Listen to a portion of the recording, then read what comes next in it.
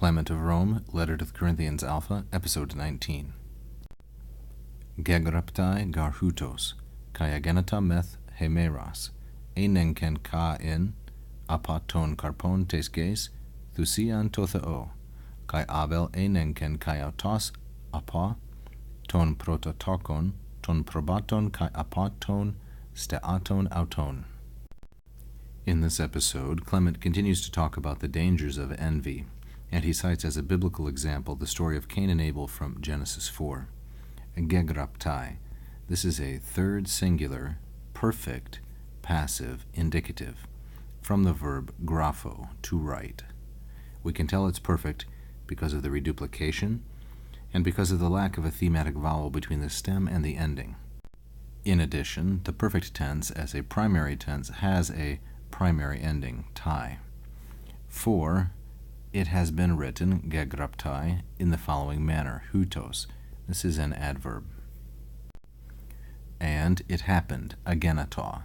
This is the aorist, third singular, middle indicative, from ginomai, which in Attic is gignomai, and it happened, or it came to pass, meth hemeros, within those days.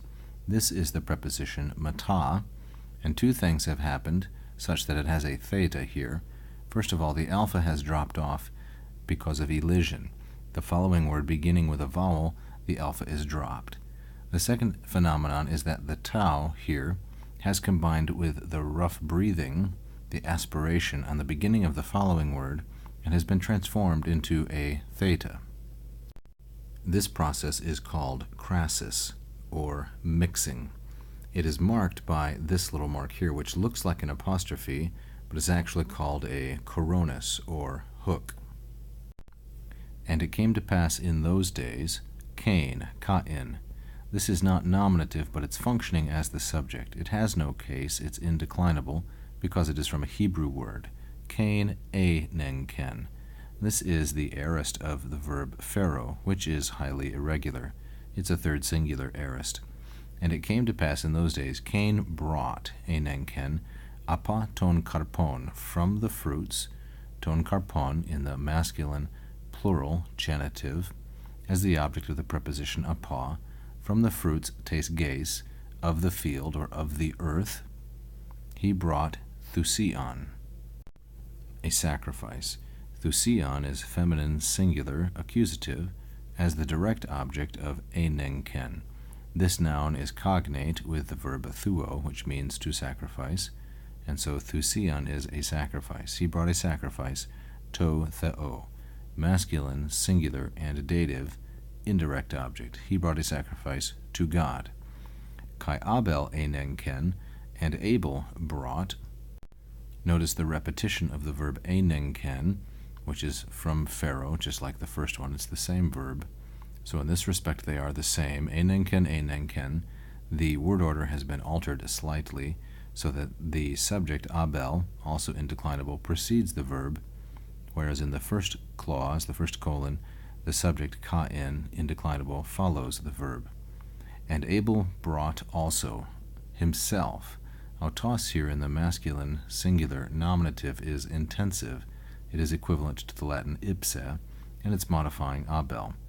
And Abel brought also himself, and see we have then more parallelism, apaton prototokon, from the first fruits. This is what prototokon means. You can see protos in there, meaning first, and tokon, which is from the verb teko, to give birth to.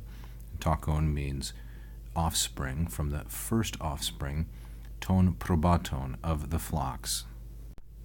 So whereas Cain brought apo ton karpon from the fruits, Abel brings apa ton prototokon ton probaton, from the first fruits, the first offspring, the firstborn of the flock, the sheep. Probaton means sheep. It's from the verb pro bino, which means to go forward or to precede, or proceed, I should say, and it seems to be a description of how it is that sheep graze. So they are the ones that move forward in their grazing, and thus it means sheep. He himself brought from the first fruits of the flock, and apa ton steaton, that is, from the fat, apo ton steaton, of them, meaning of the sheep. Ton probaton is the antecedent of auton. So we see in these two clauses a great deal of parallelism, kai abel enenken kain, apa, etc., apa, but we see these two marks of distinction, prototokon and apaton steaton, first fruits and or firstborn and fat.